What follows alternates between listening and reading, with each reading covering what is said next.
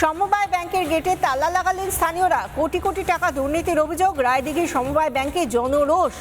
সমবায় সদস্যদের বিরুদ্ধে দুর্নীতির অভিযোগ। অভিযুক্তদের গ্রেফতারির দাবি।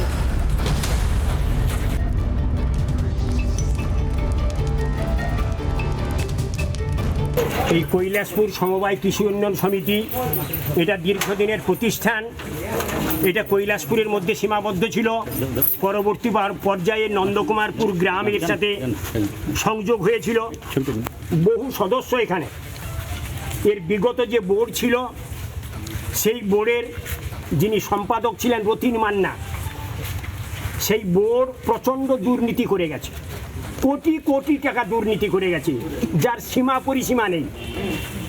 যেখানে গোয়াল ঘরের ক্যাটেল শেড নির্মাণ করার জন্যে 36 লক্ষ টাকা নিয়েছে এবং সেই অডিট রিপোর্টে লেখা আছে 2 জন বোর্ড মেম্বার, তার মধ্যে একজন ছিলেন বিপুল মণ্ডল, তিনি ছিলেন কন্ট্রাক্টর।